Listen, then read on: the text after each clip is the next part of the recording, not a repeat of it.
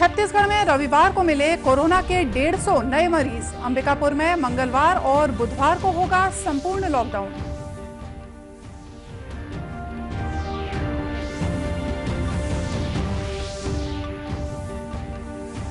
छत्तीसगढ़ में लाख के बाद कोसा को भी कृषि का दर्जा देने की तैयारी। वैल्यू एडिशन करने वाले संगठनों को हर संभव मदद देगी सरकार।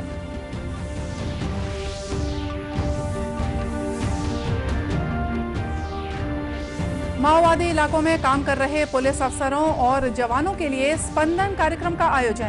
बेहतर पुलिसिंग की दी गई जानकारी।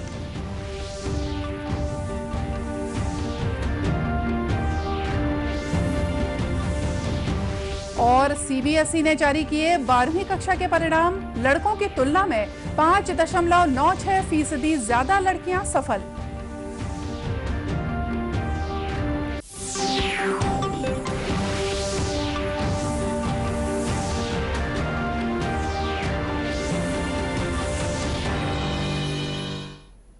नमस्कार, आप देख रहे हैं दूरदर्शन समाचार। मैं हूं मोनिका शर्मा और आइए अब देखते हैं समाचार विस्तार से। छत्तीसगढ़ में रविवार देर शाम तक कोरोना के 150 मरीजों की पहचान की गई है, जिनमें सबसे ज्यादा रायपुर जिले से 96 मरीज शामिल हैं। इसके साथ ही छत्तीसगढ़ में अब तक 4081 मरीज कोरोना से संक्रमित हो चुके हैं, जिनमें से 3153 मरीज स्वस्थ हो चुके हैं और 909 पॉजिटिव केस अभी सक्रिय हैं। स्वास्थ्य विभाग द्वारा जारी आंकड़ों के अनुसार राज्य में अब तक कुल 2,09,864 लोगों की जांच की गई है। रविवार को मिले मरीजों में जांजगीर चांपा से 17, कांकेर से 9, सरगुजा से 5, बालोद, बिलासपुर, कोरिया, बस्तर और नारायणपुर से 3-3, धमतरी से 2, दुर्ग, गरियाबंद, कबीरधाम, बलौदाबाजार, रायगढ़, बलरामपुर से 1-1 मरीज शामिल हैं। वहीं प्रदेश में लगातार बढ़ते मरीजों की संख्या को देखते हुए लॉकडाउन करने की मांग भी उठने लगी है। अंबिकापुर जिला प्रशासन ने इसकी गंभीरता को समझते हुए इस सप्ताह मंगलवार और बुधवार को 2 दिन का संपूर्ण लॉकडाउन करने के निर्देश दिए हैं। इस दौरान जिले में सिर्फ आवश्यक सेवाओं को छूट दी गई है। इधर स्वास्थ्य मंत्री टीएस सिंहदेव ने प्रदेश में कोरोना की स्थिति को लेकर रायपुर स्थित state command and control centre में स्वास्थ्य विभाग के अधिकारियों की बैठक ली। इस दौरान उन्होंने वीडियो कॉन्फ्रेंसिंग के माध्यम से जगदलपुर कोविड सेंटर की व्यवस्था का भी जायजा लिया। उन्होंने कोविड सेंटर में भोजन और मेडिकल सुविधाओं की जानकारी भी ली। स्वास्थ्य मंत्री ने विभागीय अधिकारियों से कहा कि कोरोना संक्रमण के लिए बनाए गए गाइडलाइंस के तहत सभी अस्पतालों में स्वास्थ्य सुविधाएं बेहतर करें। बैठक में स्वास्थ्य विभाग के सचिव निहारिका बारिक सिंह समेत विभाग के वरिष्ठ अधिकारी भी मौजूद थे। मुख्यमंत्री भूपेश बघेल ने कहा है कि छत्तीसगढ़ में लाख के उत्पादन को कृषि का दर्जा दिया गया है। जल्द ही सरकार कोसे के उत्पादन को भी कृषि का दर्जा देने की तैयारी कर रही है। उन्होंने कहा कि खाद्य प्रसंस्करण, लघु वनोपज और वनौषधियों के वैल्यू एडिशन के क्षेत्र में काम करने वाली संस्थाओं को राज्य सरकार हर संभव मदद देगी। मुख्यमंत्री ने वीडियो कॉन्फ्रेंसिंग के माध्यम से हुए pan IIT global e conclave के दौरान ये बातें कहीं। उन्होंने बताया कि छत्तीसगढ़ के कृषि, उद्यानिकी, लघु वनोपजों और वनौषधियों के व्यापार को प्रोत्साहन देने के लिए राज्य सरकार द्वारा बायर्स और सेलर्स मीट का आयोजन किया गया था। इसमें अनेक देशों के 128 संस्थाओं ने हिस्सा लिया था। उन्होंने कहा कि छत्तीसगढ़ में लघु वनोपजों और वनौषधियों की भरपूर संपदा है। यदि छत्तीसगढ़ के इन उत्पादों में वैल्यू एडिशन होता है तो स्थानीय युवाओं और महिलाओं को रोजगार के अच्छे अवसर मिलेंगे और उत्पादकों को उनकी कीमत का अच्छा मूल्य मिलेगा। श्री बघेल ने वैल्यू एडिशन और तैयार उत्पादों की मार्केटिंग में पैन आईआईटी संस्थाओं से सहयोग का आग्रह किया है।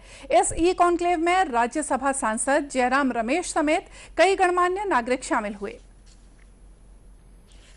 छत्तीसगढ़ सरकार प्रदेश के धार्मिक स्थलों के पर्यटन विकास को ध्यान में रखते हुए राम वन गमन पथ का निर्माण कर रही है। इस योजना में शिवरी नारायण को भी शामिल किया गया है। यहां पर पर्यटन की संभावना का जायजा लेने के लिए पर्यटन मंडल की प्रबंध संचालक इफ्फत आरा शिवरी नारायण पहुंची। उन्होंने कहा कि सरकार की इस महत्वाकांक्षी योजना के तहत 1300 किलोमीटर टूरिज्म सर्किट का निर्माण किया जा रहा है। पर्यटन परिपथ एक छत्तीसगढ़ शासन की महत्वाकांक्षी परियोजना है, जिसमें पूरे प्रदेश में 9 मुख्य स्थलों को शामिल करते हुए लगभग 1300 किलोमीटर का एक लंबा परिपथ तैयार किया जा रहा है। उसी कड़ी में शिवरी नारायण सबसे महत्वपूर्ण स्थल है, ये हमारा मानना है, क्योंकि ये मंदिरों की नगरी है और यहाँ पे नदियों का संगम है और काफ़ी सुंदर घाट है यहाँ पर। तो पर्यटकों के सुविधा के दृष्टिकोण से और जो यहाँ पे धार्मिक पर्यटन के लिए लोग आते हैं उनकी सुविधा के दृष्टिकोण से यहाँ का जो घाट है उसको बहुत ही सुंदर और लोगों की सुविधा के दृष्टिकोण से विकसित करने के लिए योजना है। इस दौरान उन्होंने शिवरी नारायण के अलग अलग क्षेत्रों का दौरा भी किया। उन्होंने वहां स्थानीय निवासियों से बातचीत कर विकास कार्यों के संबंध में जानकारी भी ली। इस दौरान विभाग के अधिकारियों के साथ नगर पंचायत अध्यक्ष अंजनी तिवारी भी मौजूद थी। माओवादी इलाकों में काम कर रहे पुलिस अफसरों और जवानों की काउंसलिंग के लिए जगदलपुर में बस्तर पुलिस द्वारा स्पंदन कार्यक्रम का आयोजन किया गया, जिसे मावा ऑल सना नाम दिया गया है। गोंडी भाषा में इस शब्द का मतलब होता है हमारा विचार। इस कार्यक्रम में वरिष्ठ अधिकारियों ने अपराधों की विवेचना और आपराधिक गतिविधियों की रोकथाम, कानून व्यवस्था और नियंत्रण और पुलिस के अधिकारियों और कर्मचारियों में कार्यक्षमता बढ़ाने पर अपने विचार रखे। बस्तर रेंज के पुलिस महानिरीक्षक पी सुंदरराज ने सभी दल के सदस्यों से बेहतर पुलिसिंग करते हुए जनता का विश्वास जीतने के संबंध में सुझाव भी मांगे। मैंने में उद्घाटन किया थे। इसका नाम दिया है मावा आलसना, गोंडी भाषा में हमारा विचार करके इसका अर्थ होते हैं। इसका उद्देश्य ये थे, यदि हमारा जो स्टेक होल्डर्स है जिसके लिए हम लोग काम कर रहे हैं, आम पब्लिक है, स्टूडेंट्स है, महिला है, बालिका है, उन लोग का पुलिस की ओर से क्या अपेक्षा है और उनका भी मतलब पुलिस से क्या उनके एंटिसिपेशन है, एक्सपेक्टेशंस है, ये सबको समझने के लिए उन लोग से भी हम लगातार इंटरेक्शन करेगा। जो उन लोग की बातों को हम लोग सुनेगा और अपना बातों को उन तक रखने के लिए कोशिश करेगा। इस प्रकार के इंटरेक्टिव सेशंस आने वाले समय में हम लोग लगातार करेगा, ताकि हम बेसिक पुलिसिंग में कैसा हम अपने आप को इम्प्रूव कर सकते हैं, उसी उद्देश्य से ये कार्यक्रम आयोजित की जा रही है। पुलिस मुख्यालय रायपुर से जारी निर्देश के अनुसार बस्तर संभाग में पुलिस अधिकारी और कर्मचारियों की कार्य प्रणाली में सकारात्मक परिवर्तन लाने और उनकी व्यक्तिगत समस्याओं और तनाव को दूर करने के उद्देश्य से स्पंदन अभियान चलाया जा रहा है। इस कार्यक्रम में बस्तर संभाग के बीजापुर, सुकमा, नारायणपुर, कोंडागांव, कांकेर, दंतेवाड़ा और बस्तर के अलग अलग क्षेत्रों में तैनात कर्मचारियों ने बिना किसी संकोच के वरिष्ठ अधिकारियों के सामने अपने विचार साझा किए। इसमें पहली बार एसपी, डीएसपी से लेकर सहायक आरक्षक स्तर के सभी कर्मचारी एक साथ जुटे। रेंज के पुलिस महानिरीक्षक ने पुलिस बल के सदस्यों और उनके परिवार से संबंधित कल्याणकारी गतिविधियों के संबंध में आवश्यक पहल करने का आश्वासन दिया। कोरोना संकट के बीच सीबीएसई ने 12वीं कक्षा के परीक्षा परिणाम आज जारी कर दिए हैं। केंद्रीय मानव संसाधन विकास मंत्री रमेश पोखरियाल निशंक ने ट्वीट कर बताया कि सीबीएसई ने 12वीं के परिणाम घोषित कर दिए हैं। उन्होंने कहा कि सभी लोगों की मेहनत से रिजल्ट घोषित हो पाया है। बोर्ड की ओर से दी गई जानकारी के अनुसार इस साल 88.78% छात्रों ने 12वीं की परीक्षा उत्तीर्ण की है। वहीं त्रिवेंद्रम, बेंगलुरु और चेन्नई प्रदर्शन के मामले में टॉप 3 पर रहे हैं।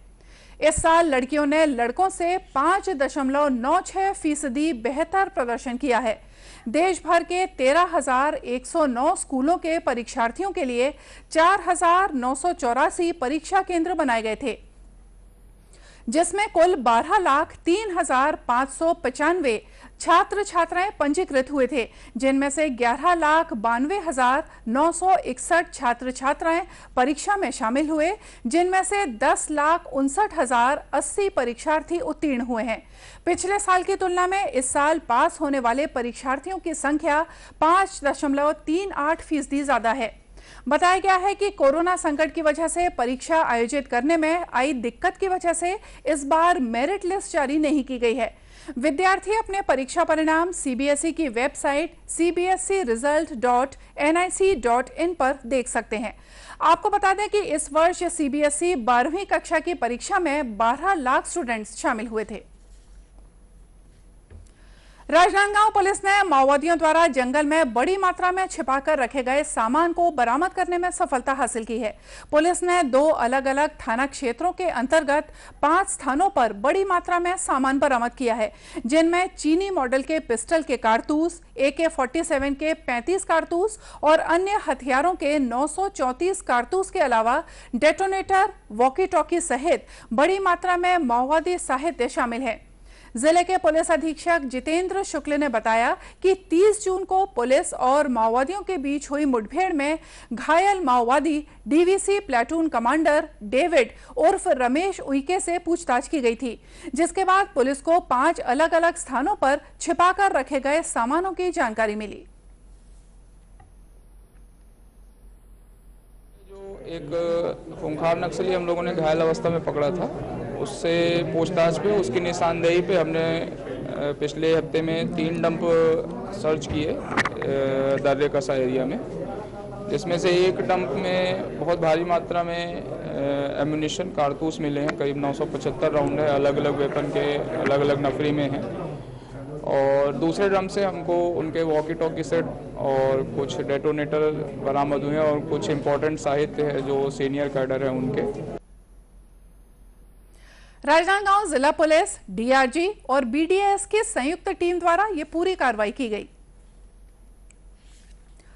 अर्धसैनिक बलों द्वारा देश भर में आज वृक्षारोपण कार्यक्रम का आयोजन किया जा रहा है। इसी कड़ी में छत्तीसगढ़ के भिलाई में पर्यावरण संरक्षण और संवर्धन को बढ़ावा देने के लिए सघन वृक्षारोपण किया गया।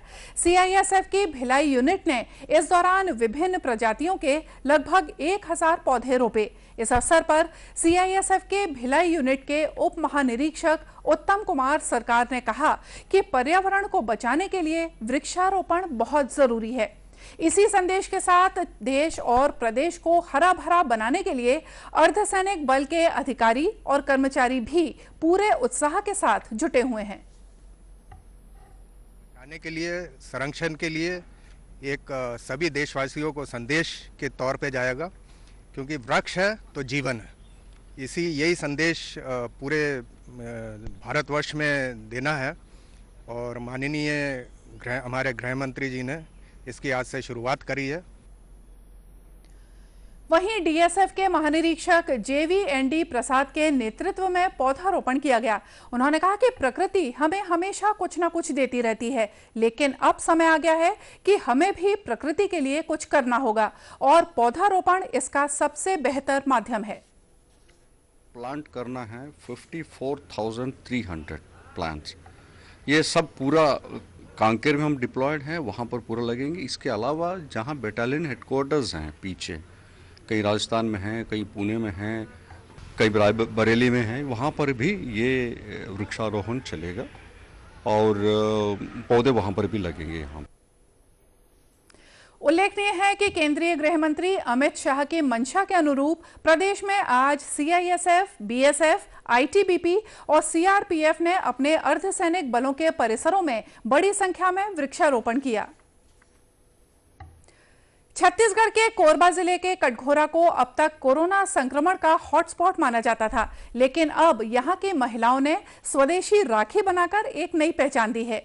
यहां की महिला समूह द्वारा चावल, गेहूं, दाल, धान, पैरा, बांस, कौड़ी और रुद्राक्ष जैसी परंपरागत चीजों से अलग अलग आकार की राखियां बनाई जा रही हैं। समूह की महिलाओं का कहना है कि राखी बनाने के लिए उन्होंने कहीं से ट्रेनिंग नहीं ली है, बल्कि YouTube के माध्यम से वे राखियां बना रही हैं।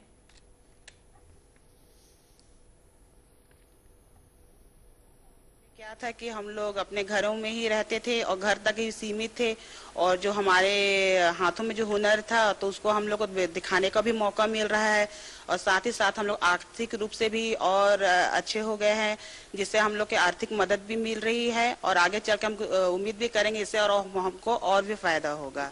तरह तरह की राखियां आ रही हैं, हालांकि हम लोग स्वदेशी को अपनाना चाहते हैं। कई लोग क्या है विदेशी माल को अधिक से अधिक यूज करते हैं, तो हम लोग चाह रहे हैं कि हम अपने देश की संस्कृति और देसी चीज को अपनाएं और उसको अपने उपयोग में लाएं। राखी बनाने का कार्य हो रहा है, इसमें 20 से 25 महिलाएं कार्य कर रही हैं।